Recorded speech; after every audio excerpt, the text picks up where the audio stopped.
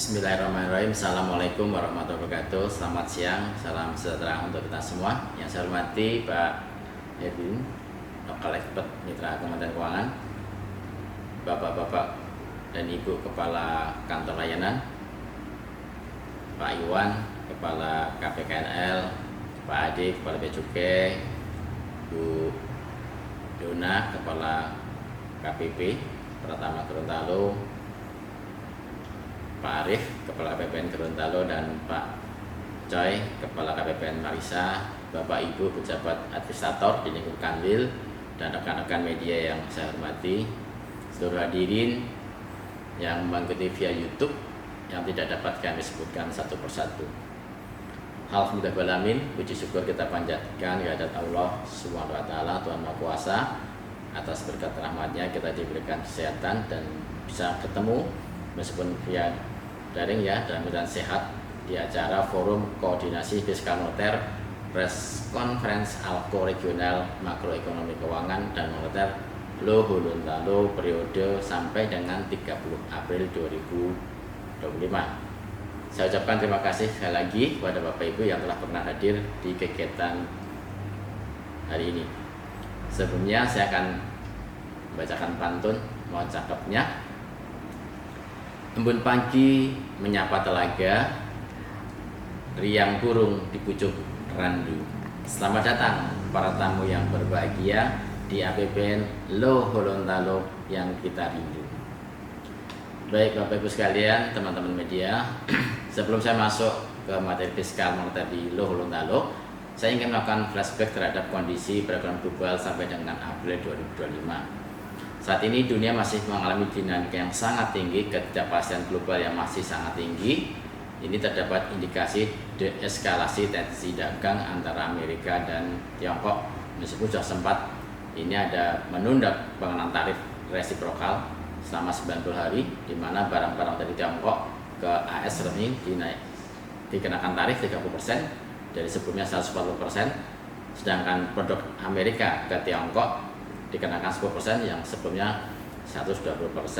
Ini Amerika masih menunjukkan proses negosiasi untuk industri tertentu di bawah Presiden Trump seperti farmasi, semikonduktor, critical mineral, crane, dan juga kapal, seafood, truk, dan juga pesawat yang akan ditingkatkan atau ditarik investasinya untuk membuka pabrik atau manufaktur di Amerika. Sementara itu, ekonomi Amerika tumbuh melemah pada triwulan pertama tahun 2025. RUU pemotongan pajak Trump memiliki risiko memperlebar defisit. Hal tersebut memiliki dampak yang besar secara global termasuk untuk pasar keuangan, nilai tukar, inflasi, dan juga ekonomi negara lain. Sekarang kita ke Gorontalo. Kita lihat ekonomi Gorontalo di triwulan 1 2025 alhamdulillah menunjukkan kinerja positif, ada pertumbuhan 6,7% secara year on year dan 0,15% Q to Q. Pertumbuhan ini ada di beberapa sektor, pertanian, kehutanan, perikanan ini menyumbang kontribusi yang besar 3,4% terhadap total pertumbuhan. Di sektor ini diperoleh oleh panen raya komoditas utama, terutama jagung dan padi pada Februari hingga Maret, ini mencapai angka tertinggi sejak tahun 2018. Kita lihat dari nilai tukar petani NTP ini membaik untuk daya beli petani. Ini juga menjadi faktor penyerap tenaga kerja terbanyak dengan penambahan 6.998 orang selama sekitar Februari 2004 sampai 2025. Ini adalah indikasi sektor primer tetap menjadi fondasi pertumbuhan ekonomi Gorontalo, namun juga perlu diperhatikan dengan modernisasi dan hilirisasi agar berkelanjutan di masa yang akan datang. Di sisi lain di April ini year on year Gorontalo ada inflasi sebesar 2,3%. Secara mantuman inflasi Gorontalo sebesar 1,9%. Ada 8 kelompok pengeluaran yang menjadi penyebab inflasi. Penyumbang utama itu ikan segar atau ikan selat atau tudi 0,46%. Cabai rawit masih menjadi penyumbang, emas perhiasan 0,31%. Tingginya inflasi ini dipicu berlakunya tarif listrik yang kembali normal setelah sebelumnya pemerintah melakukan diskon di Februari kemarin. Kota Gorontalo mengalami inflasi yang besar 1,26%, di kabupaten mengalami inflasi 3,15%. Dari tingkat kesejahteraan, tingkat pengangguran terbuka Februari 2025 adanya tantangan di struktur tenaga kerja, ada pertumbuhan ekonomi, tapi ini masih menjadi perhatian kita. Untuk di Gorontalo, tingkat pengangguran terbuka 3,12%, naik 0,07% dibanding Februari 2024, namun masih rendah daripada nasional. Kontraksi yang cukup pada beberapa sektor lapangan usaha ini perlu kita waspadai. Ini indikasinya adanya mismatch antara keterampilan dan juga kebutuhan. Juga ini mengindikasikan adanya efisiensi usaha. Ini untuk petani turun 2,62% menjadi 114,07. Nilai tukar nelayan 102,78. IPM alhamdulillah terpantau baik 72,01 atau naik 0,76%. Tingkat kemiskinan masih di angka 13,87% dan Gini rasio 0,43%. Kalau kita lihat secara nasional APBN sampai dengan 30 April, Bapak Ibu sekalian, ada surplus 4,3 triliun atau 0,02% dari PDB. Pos pendapatan negara mencapai 810,5 triliun atau mencapai 27% dari target di sektor perpajakan. Ini menjadi penyumbang terbesar untuk kontribusi 657 triliun atau 26,4%. PNBP mencapai 153,3 triliun atau 29,8%. Kemudian khusus untuk realisasi belanja masih on track. Ada dukungan utama dalam pelaksanaan program prioritas pemerintah. Peningkatan signifikan terjadi pada belanja pegawai karena ada transaksi di kementerian lembaga, dan juga ada belanja juga disokong adanya kenaikan jumlah tenaga pendidik non PNS, totalnya 301.968 guru per April 2025. Sementara itu aksesi belanja modal Maret April realisasi bansos ini ada penurunan dibanding periode sebelumnya karena adanya pemadanan dan juga validasi beberapa program untuk memastikan belanja perlinsos tepat sasaran. Belanja non KL utamanya disokong oleh pemanfaatan belanja pensiun dan subsidi. Jadi pendapatan dan belanja di atas APBN kita di April 2025 mengalami surplus 4,3 triliun, keseimbangan primer 173,9 triliun, dan ini APBN diupayakan bisa mendukung prioritas pemerintah untuk mendorong pertumbuhan dan kesejahteraan masyarakat. Untuk APBN regional sampai dengan 30 April, walaupun ada perlambatan penerimaan dan juga penyerapan anggaran, tapi APBN ini kita optimalkan untuk mendukung prioritas pemerintah. Di sisi penerimaan mencapai 391,5 miliar atau 26,92, sedikit di bawah nasional, tadi nasional 27, di sini 26. Kemudian sisi belanja terrealisasi 3,2 triliun atau terserap 31,3%. Kalau kita lihat ini alhamdulillah masih di atas rata-rata nasional. Kalau kita lihat di tabel e-account APBN di wilayah Gorontalo, realisasi pendapatan nominal 26,92% dari target. Nanti akan di breakdown oleh teman-teman dari pajak dan bea cukai untuk penerimaan dan juga dari KPKNL terkait dengan PNBP. Di sisi belanja pusat sampai dengan 30 April, realisasi belanja 973,72 miliar atau 25,3% dari alokasi APBN. Ini adanya perlambatan karena adanya kebijakan efisiensi anggaran Impres nomor 1 di 2025. Untuk komponen transfer ke daerah, alhamdulillah terserap 34,86%. Ini lancar dan masih kita lihat Gorontalo masih tetap defisit kalau kita lihat penerimaan dan transfer yang masuk kita. Untuk TKD nanti kita lihat sudah tersalur 2.272,53 miliar atau 2,2 triliun atau 34,83% dari pagu. Dibanding periode sebelumnya ada peningkatan sekitar 5,4%. Unsur DAU masih menjadi TKD yang paling tinggi, mencapai 66,36% dari pagu. DAU sudah tersalur 38,37% dari pagu ya Bapak Ibu sekalian. Dan dana desa ini presentasi tertingginya dia sudah mencapai 53,22%. Kami JJBP tentunya terus proaktif untuk melaksanakan pembinaan terkait dengan pengelolaan DAK maupun DAK fisik, karena DAK fisik masih rendah, masih di angka 0%. Ini kita harapkan kita dorong terus sehingga kita upayakan segera terserap.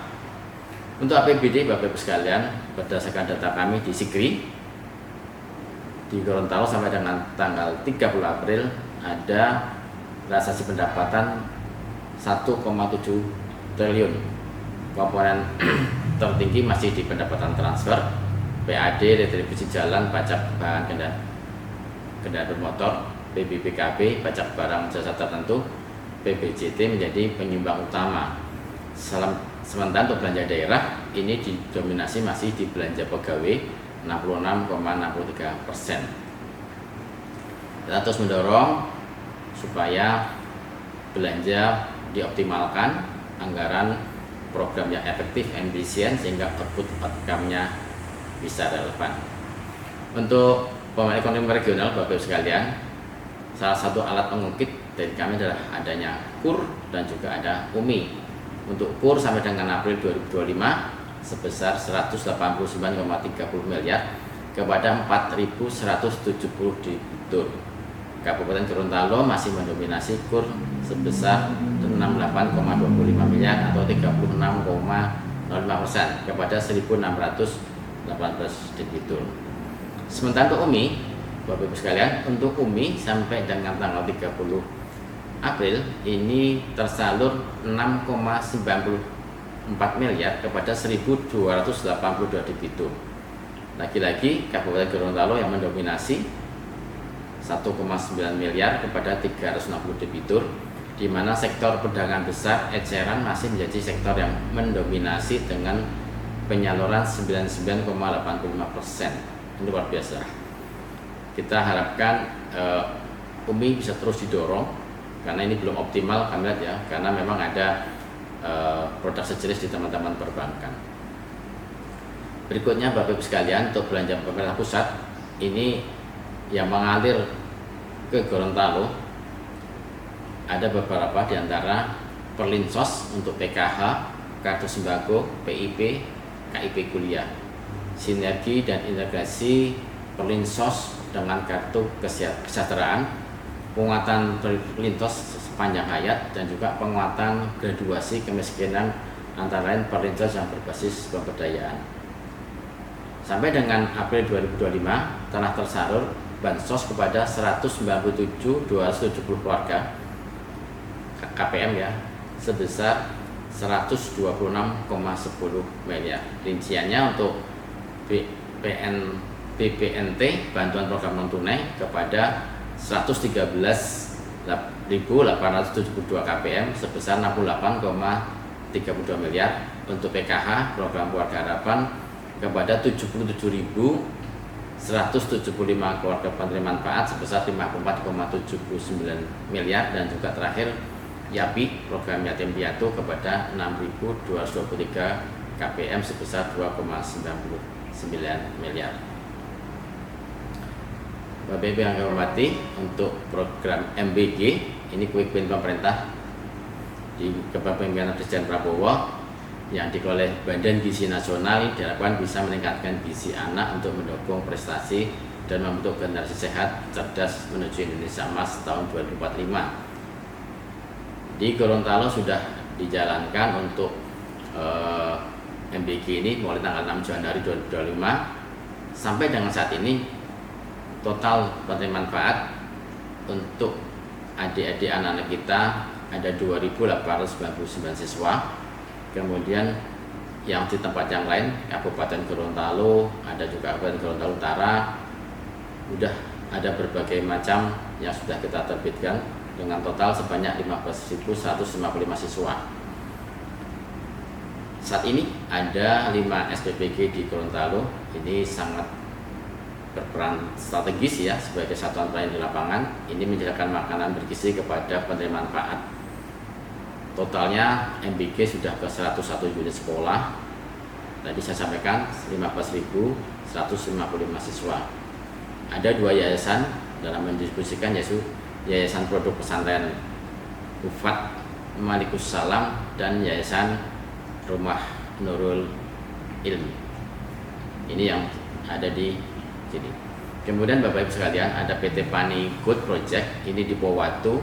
Ini juga turut memberikan makan bergizi gratis kepada 290 siswa dan juga 42 guru. Alhamdulillah dari swasta juga ada yang terlibat. Akhirnya saya ucapkan terima kasih kepada teman-teman media yang selama ini jadi partner kita, terus memberikan berbagai berita, informasi, edukasi terkait pengelolaan keuangan negara kepada masyarakat secara akurat. Kementerian Keuangan akan terus menjaga perekonomian dan APBN sebagai respon atas dinamika geopolitik global yang diproyeksi akan makin meningkat yang dapat mengakibatkan pelemahan perekonomian global. Selain itu juga di tengah gejolak global yang terus berlanjut, APBN 2025 diharapkan mampu menjadi shock absorber untuk melindungi masyarakat, menjaga momentum pertumbuhan dan juga mendukung agenda pembangunan secara optimal. Sebelum saya akhiri, saya akan melanjutkan sebuah pantun. Mentari jauh di balik limbutu, langit singgahnya menyilaukan mata. Dengan APBN Lo Gorontalo, kita jaga amanah untuk rakyat tercinta. Terima kasih. Wassalamualaikum warahmatullahi wabarakatuh. Baik, terima kasih Pak Kakanwil. Assalamualaikum warahmatullahi wabarakatuh. Yang terhormat Bapak Kakanwil, Direktorat Jenderal Perbendaharaan. Yang saya hormati Bapak Kepala Satuan Kerja di Kementerian Keuangan. Yang saya hormati Lokal Expert. Yang saya hormati perwakilan dari Bank Indonesia. Dan yang saya hormati Bapak Ibu sekalian yang hadir melalui online. Perkenankan kami dari Kantor Pelayanan Pajak Pratama Gorontalo menyampaikan kinerja perpajakan selama 4 bulan pertama tahun 2025. Sebelumnya mohon izin saya ingin menyampaikan pantun. Jalan-jalan ke Boalemo, tak lupa singgah ke Botu Moito. Terima kasih dan apresiasi untuk Bapak Suryo Utomo. Selamat bertugas dan semoga sukses untuk Bapak Bimo Wijayanto. Baik Bapak Ibu sekalian, kami dari KPP Gorontalo ingin menyampaikan bahwa untuk periode hingga 30 April 2025, penerimaan pajak dalam negeri di Provinsi Gorontalo telah mencapai 244 miliar rupiah, atau jika kita bandingkan dengan target penerimaan pajak selama 1 tahun penuh 2025, itu berarti sekitar 20,57%. Sebagaimana yang kita ketahui bahwa target penerimaan pajak untuk Provinsi Gorontalo untuk tahun 2025 itu sebesar 1.187 miliar rupiah. Untuk periode kuartal pertama di tahun 2025 ini, penerimaan tertinggi adalah dari jenis PPH atau pajak penghasilan yang diikuti dengan pajak pertambahan nilai, pajak lainnya, dan juga PBB. Untuk komposisi di total penerimaan 244,3 miliar rupiah, untuk jenis PPH atau pajak penghasilan selama bulan April 2025 ini, kontribusi dari jenis pajak atau PPH ini adalah 36,7 miliar rupiah, dengan pertumbuhan negatif jika dibandingkan masa yang sama di tahun sebelumnya, yaitu minus 17,5%. Kemudian sampai dengan April 2025, penerimaan jenis PPh itu mencapai 121,7 miliar dan juga pertumbuhan negatif sebesar 0,71%. Kemudian diikuti dengan jenis pajak pertambahan nilai atau PPN untuk 1 bulan ini saja atau April 2025, kontribusi penerimaan pajak dari PPN itu sebesar 21,6 miliar. Dan sampai dengan April 2025, jika kita bandingkan dengan tahun sebelumnya di periode yang sama, terdapat pertumbuhan sebesar 11,27%. Kemudian untuk jenis pajak lainnya, untuk April 2025 terdapat setoran pajak sebesar 7,7 miliar rupiah. Dapat dilihat pertumbuhannya sangat tinggi karena terdapat akun deposit di dalamnya. Dan jika kita bandingkan tahun ini, periode yang sama di tahun ini dibandingkan periode yang sama tahun lalu, terdapat setoran 32,2 miliar dengan pertumbuhan hampir 500.000% ya, karena tadi seperti sebagaimana yang saya sampaikan terdapat setoran deposit di dalamnya. Diikuti dengan jenis pajak PBB sampai dengan April 2025 terdapat setoran PBB sebesar 21,3 juta rupiah. Bapak Ibu sekalian, untuk penerimaan pajak per jenis wajib pajak dapat kami sampaikan untuk jenis wajib pajak orang pribadi dan juga badan serta instansi pemerintah sampai dengan bulan April ini tercapai kontribusi dari wajib pajak orang pribadi sebesar 20,1 miliar rupiah dan juga untuk wajib pajak badan sampai dengan kuartal pertama 2025 itu menyumbang 134,7 miliar rupiah. Selanjutnya untuk wajib pajak instansi pemerintah di bulan April saja itu menyumbang 17,5 miliar, untuk akumulasi kuartal pertama ini menyumbang pajak sebesar 87,7 miliar rupiah. Begitu juga jika kita membagi atau melihat komposisi penerimaan pajak per wilayah, di mana kita memiliki di Provinsi Gorontalo terdapat 1 kota dan 5 kabupaten. Setoran terbesar masih disumbangkan dari kota Gorontalo dengan kontribusi sebesar 40,96% dengan nominal 100 miliar rupiah. Kemudian diikuti dengan Kabupaten Pohuwato itu menyumbang 34,9% dengan nominal 85 miliar rupiah.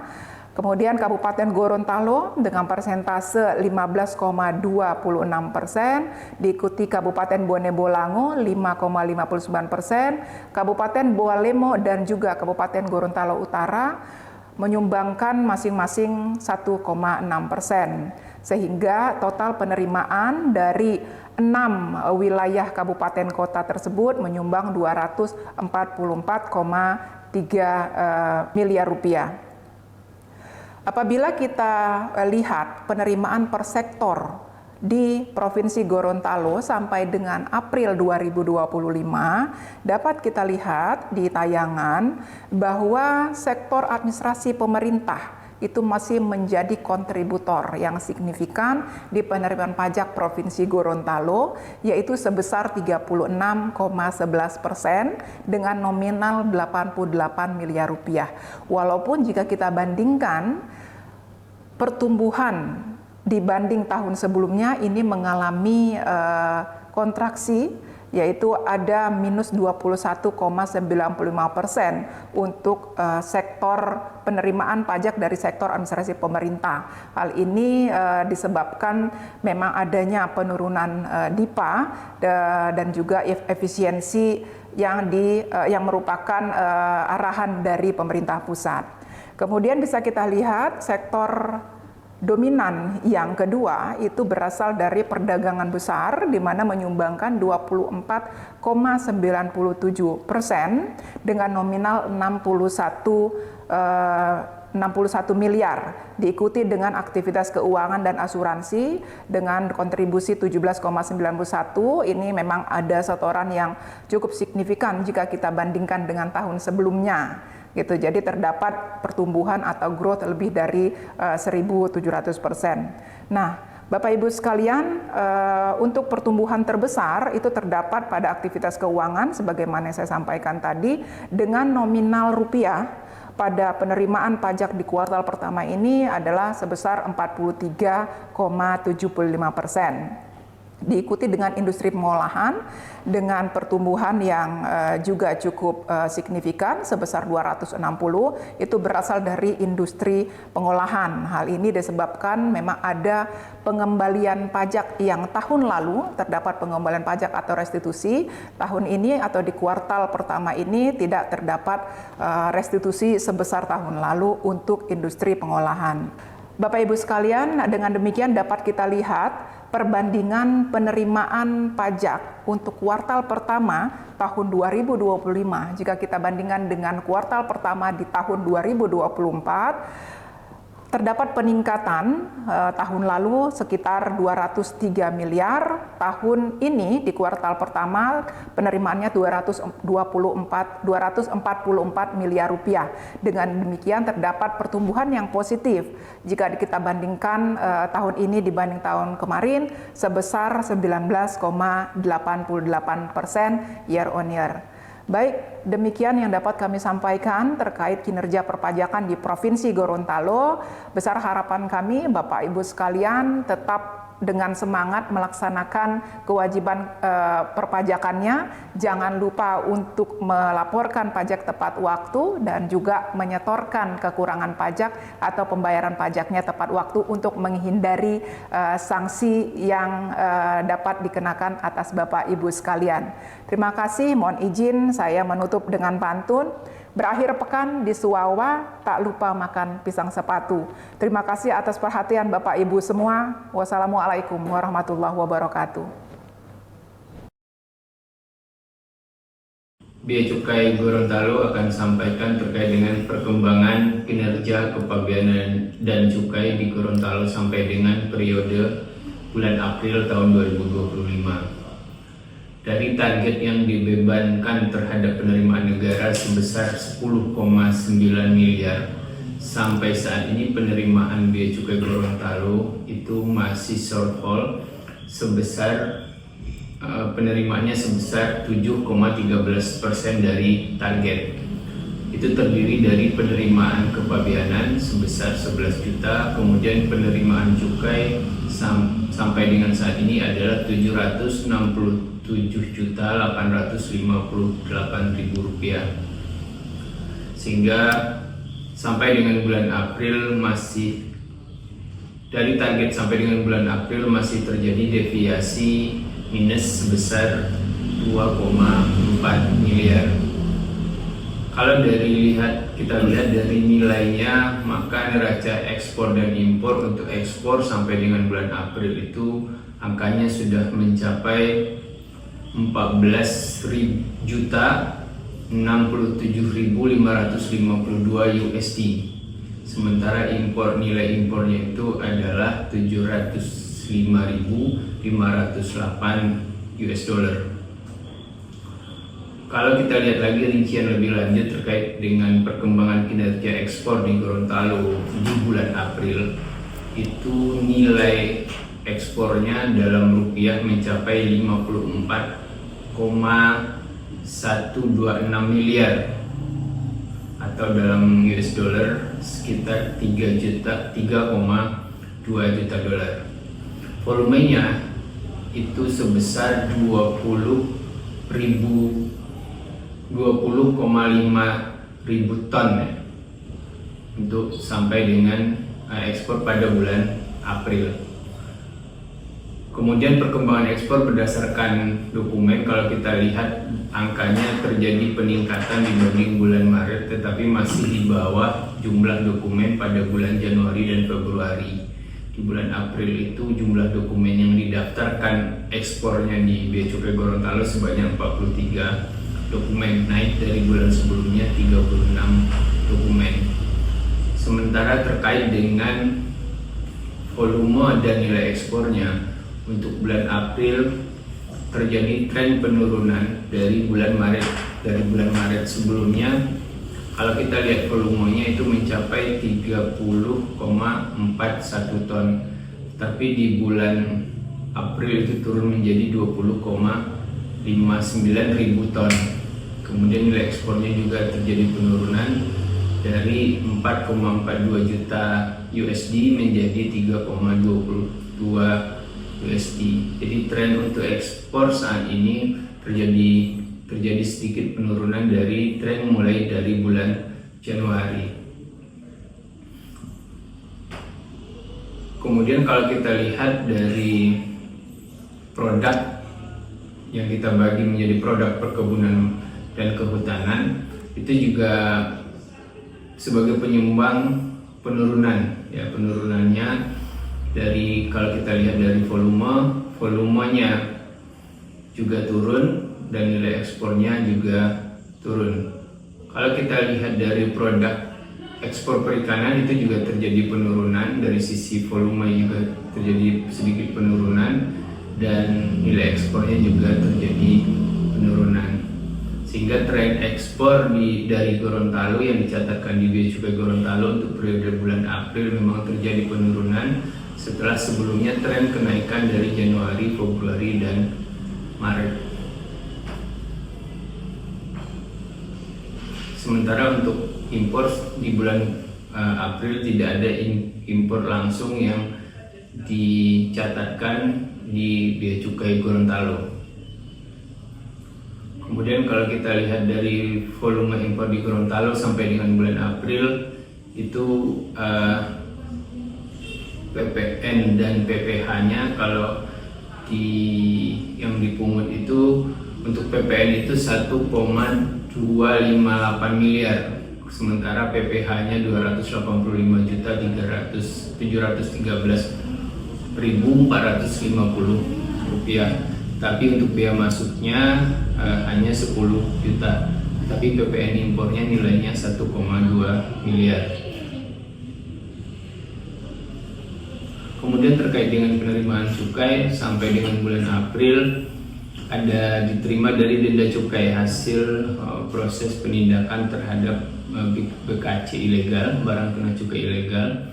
Itu nilai 7 kali denda cukai yang diterbitkan.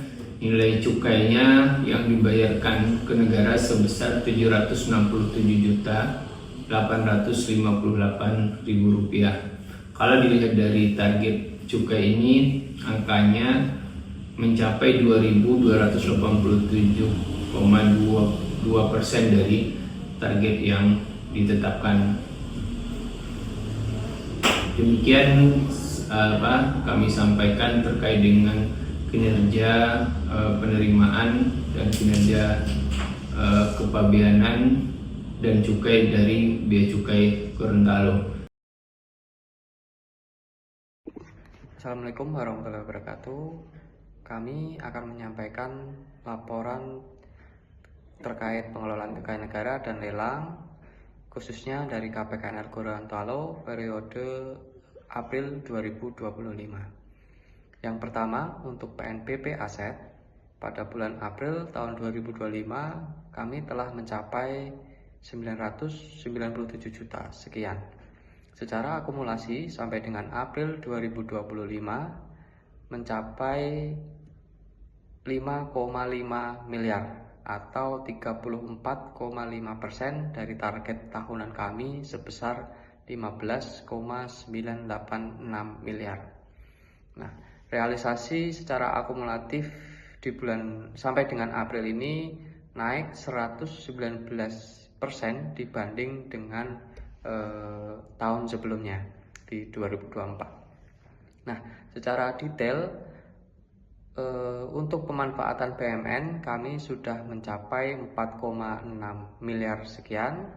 Kemudian untuk pemindah tanganan BUMN telah mencapai 825 juta sekian. Nah, yang kedua, untuk realisasi PNBP lelang pada bulan April tahun 2025 sudah mencapai 82 juta sekian.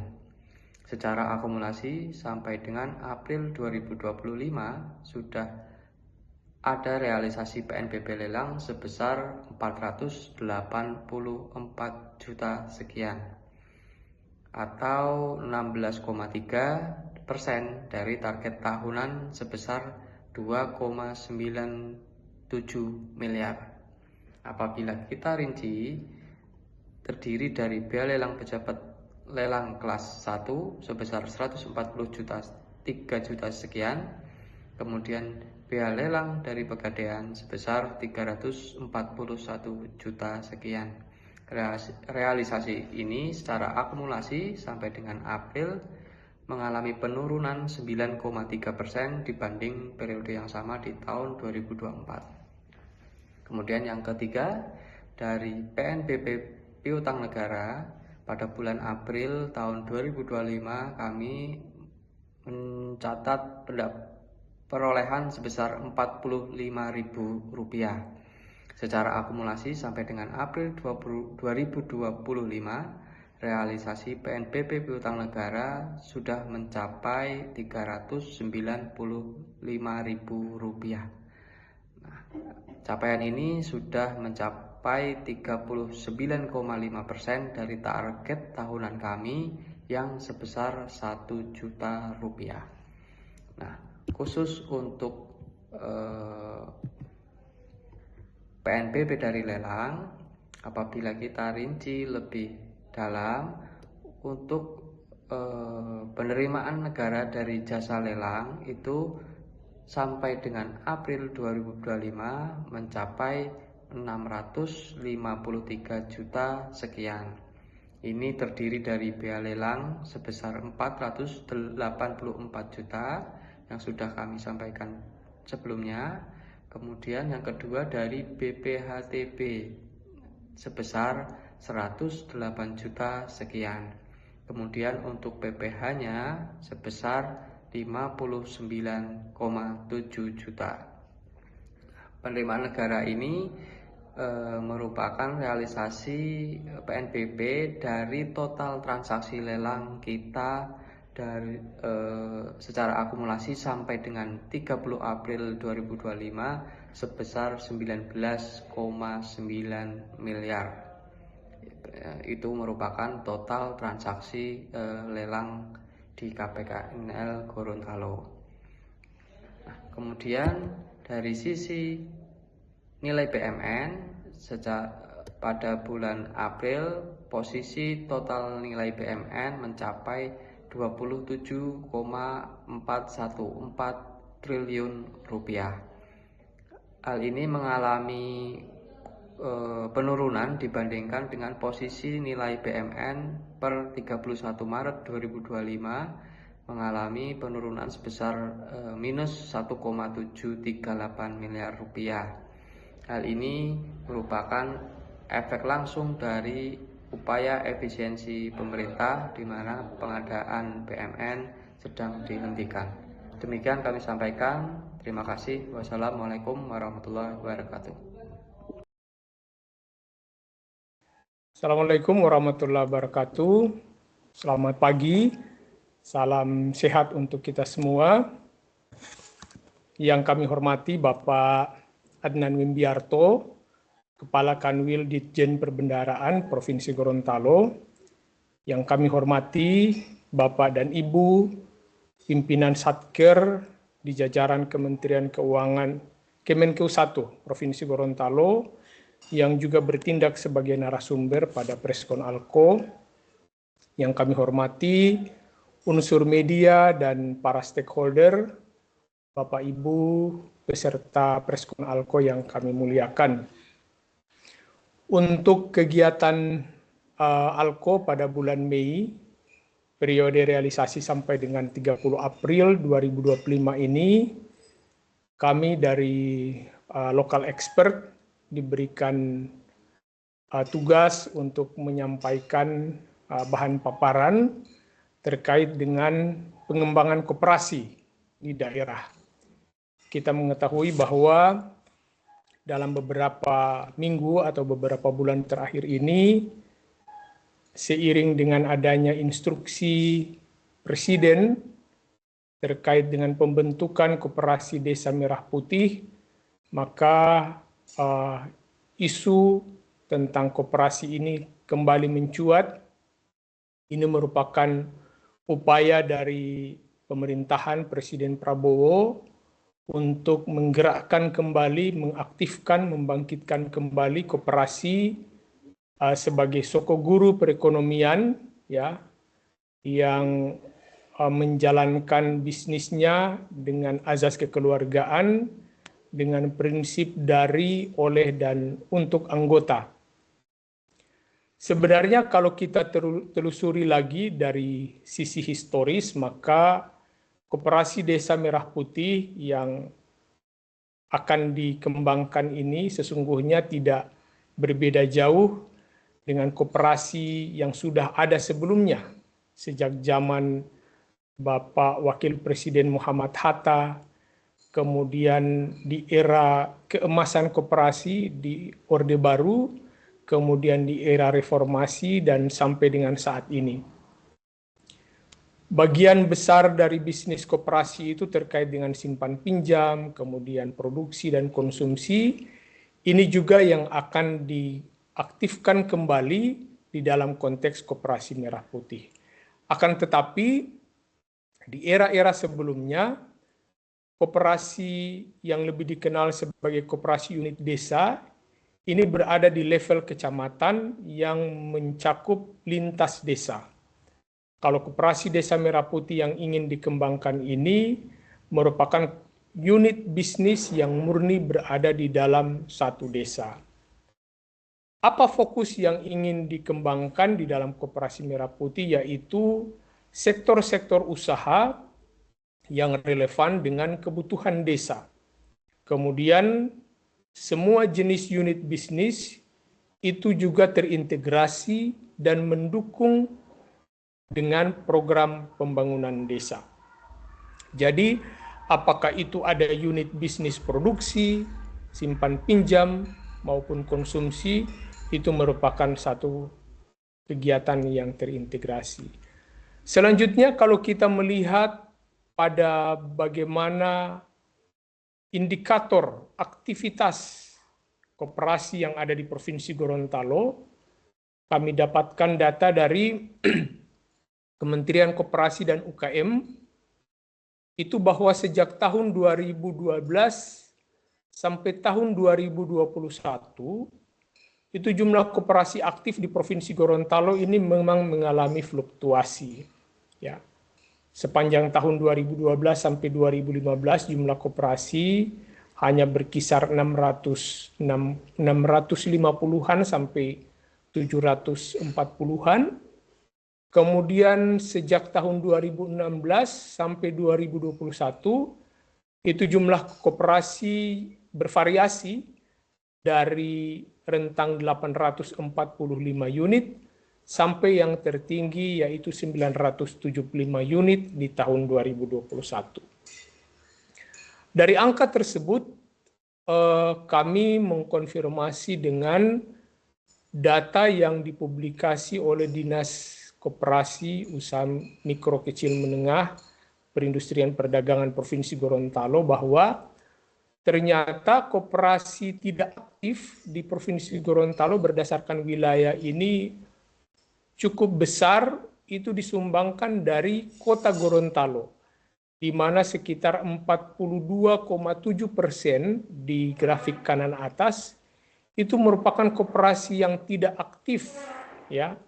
Sebaliknya, untuk Provinsi Gorontalo, koperasi yang tidak aktif hanya sebanyak 12,5%.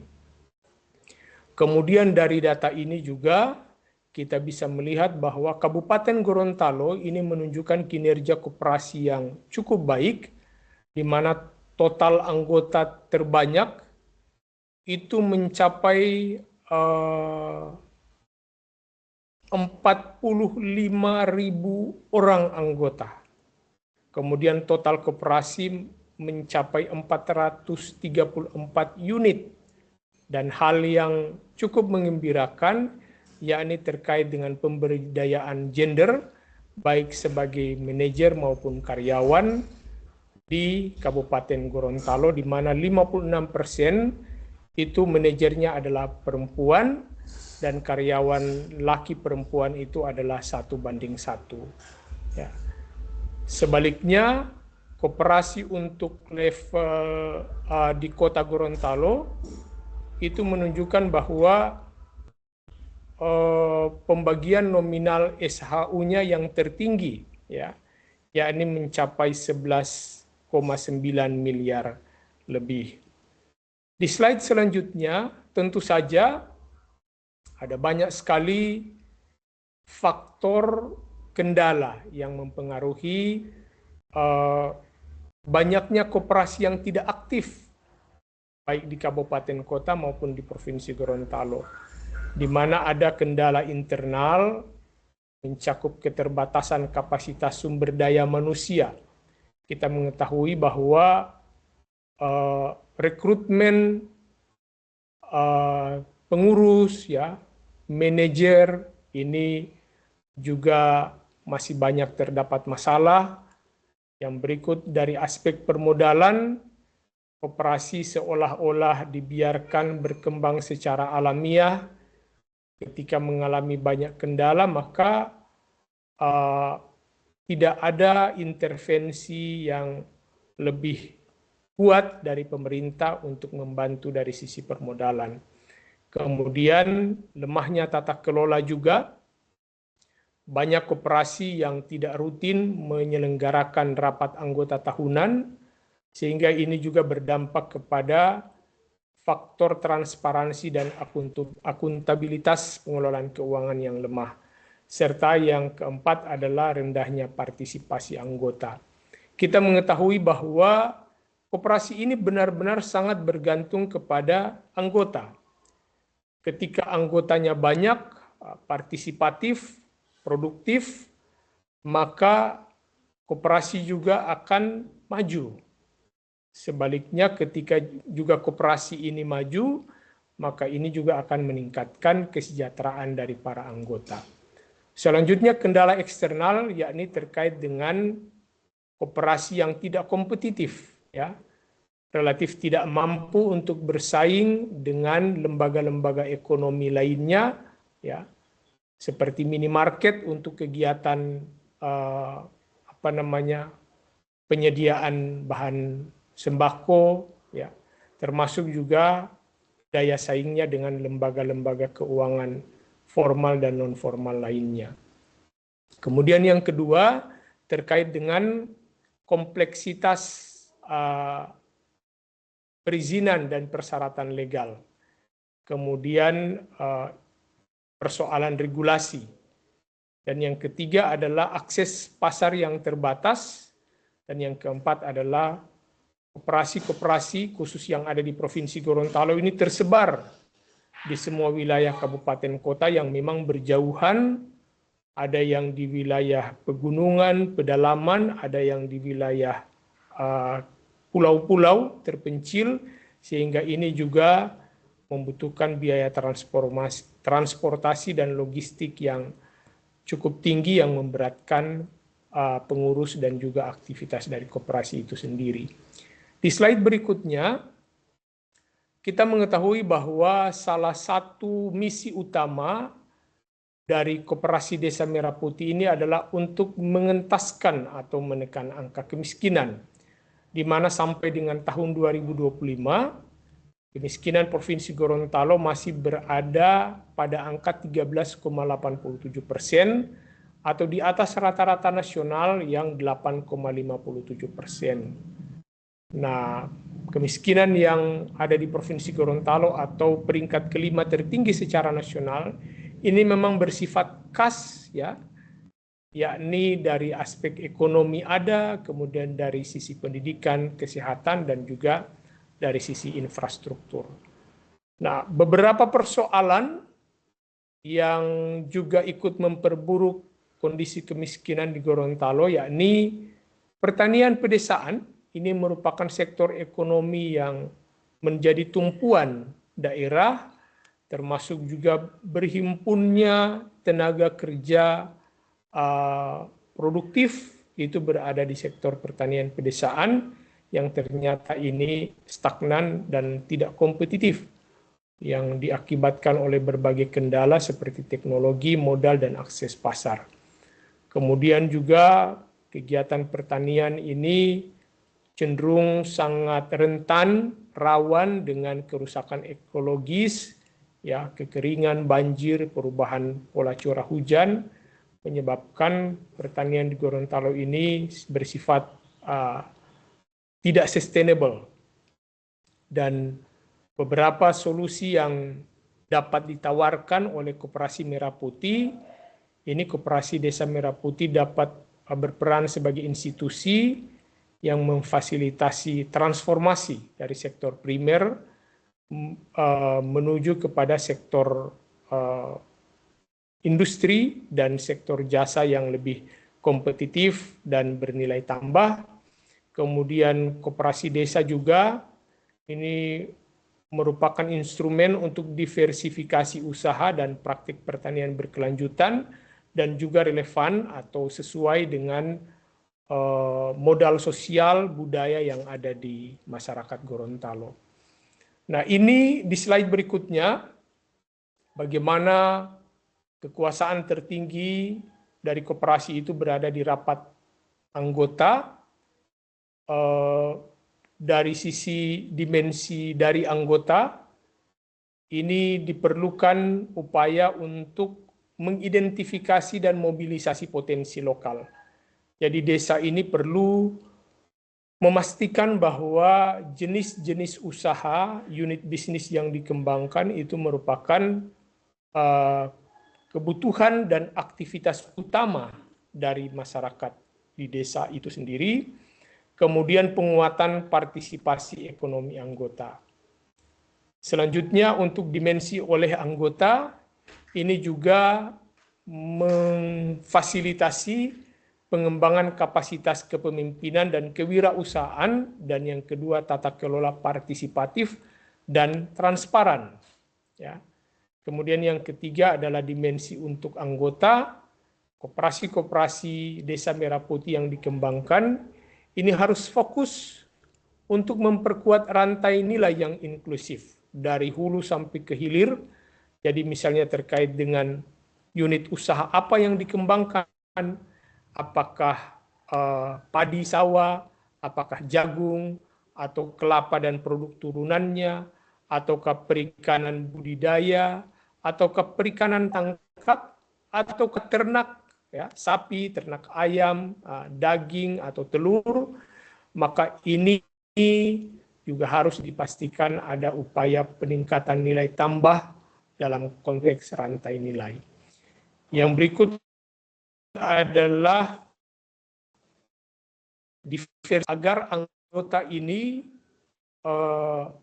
tidak jenuh, ya, dalam berinteraksi dengan koperasi, dengan pengurus, ya. Dan yang berikut adalah proteksi sosial dan jaring pengaman ekonomi. Anggota koperasi masyarakat desa perlu dilindungi, ya, kegiatan-kegiatan ekonominya, misalnya terjadi bencana, ya, gangguan produksi, ini juga perlu ada jaminan perlindungan dari kepengurusan koperasi. Dan yang di slide terakhir, ada beberapa langkah konkret pengembangan koperasi Desa Merah Putih untuk petani dan pertanian pangan di Provinsi Gorontalo. Saya mencatat paling tidak ada 6 hal yang sangat penting. Yang pertama, koperasi itu harus mampu mengatasi kelangkaan dan mahalnya harga input pertanian. Ini yang selalu menjadi keluhan di jajaran kelompok tani, di mana mereka masih sangat sulit untuk mengakses, ya, sarana produksi pertanian seperti benih atau bibit, kemudian pupuk dan obat-obatan. Ya, ini harapannya agar mampu disediakan oleh koperasi dengan harga yang terjangkau. Kemudian yang kedua, Koperasi Desa Merah Putih hendaknya mampu mengatasi ketergantungan pada tengkulak dan rentenir dari petani. Ya, jadi bagaimana petani ini yang di awal musim tanam itu biasanya meminjam kepada tengkulak atau rentenir, ini agar dapat dibantu modal kerjanya, kemudian selama masa perawatan atau pemeliharaan tanaman, ini juga dipantau, dimonitoring oleh koperasi, sampai dengan musim panen, ini koperasi juga ikut menampung dan menyalurkan hasil panen, sehingga seluruh rantai produksi sampai penjualan komoditas dari petani maupun kelompok tani itu tidak lagi tergantung kepada tengkulak atau rentenir. Kemudian yang ketiga adalah mempersingkat rantai pasok dan meningkatkan harga jual petani. Nah, saya kira ini merupakan kunci dari kenapa pendapatan petani, kesejahteraan keluarga petani itu masih sangat lemah, karena harga yang diterima oleh petani ya ini masih sangat rendah, sedangkan harga yang harus mereka bayar untuk membeli bahan-bahan pangan ini sangat mahal. Artinya bahwa nilai tambah keuntungan dari komoditas pertanian ini justru dinikmati oleh pedagang ataupun di bagian ujung dari proses perdagangan komoditas pertanian. Sehingga dengan kondisi ini maka petani cenderung selalu mengeluarkan biaya konsumsi yang jauh lebih mahal daripada harga-harga yang mereka terima. Kemudian yang keempat, adaptasi terhadap perubahan iklim dan cuaca. Jadi harapannya Koperasi Desa Merah Putih di Provinsi Gorontalo ini mampu mengembangkan sistem pertanian berkelanjutan. Ketika terjadi perubahan cuaca, ya, gangguan-gangguan ini agar dapat diantisipasi lebih cepat, ya, sehingga ini tidak berdampak kepada misalnya gagal panen, ya, padinya rusak atau puso, jagungnya, kelapanya, ini agar lebih cepat diantisipasi. Kemudian yang kelima yakni penguatan kapasitas dan jaringan kelembagaan. Nah, melalui Koperasi Desa Merah Putih, selain ditingkatkan kapasitas petani, juga interaksi mereka di dalam kelembagaan pertanian ini juga ditingkatkan untuk mengakses pasar dalam hal penjualan dan pemasaran. Dan yang keenam adalah implementasi teknologi tepat guna. Kita mengetahui bahwa sebagian besar petani di Gorontalo ini adalah usia paruh baya atau petani sepuh, ya, sedangkan petani milenial ini masih tergolong sedikit, padahal harapannya penggunaan teknologi atau digitalisasi pertanian ini lebih banyak melibatkan petani muda atau petani milenial.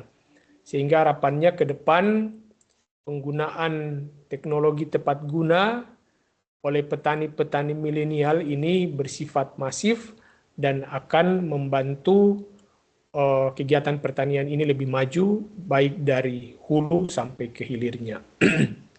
Kami kira bila hal-hal ini dapat dilaksanakan secara bertahap, secara konsisten, maka ini akan menjadi instrumen untuk memberdayakan masyarakat, khususnya di sektor primer, ya, bagaimana pertanian ini bernilai tambah, semakin kompetitif, dan meningkatkan kesejahteraan para pelaku yang ada di dalamnya, yang sebagian besar adalah berada di sektor pertanian pedesaan.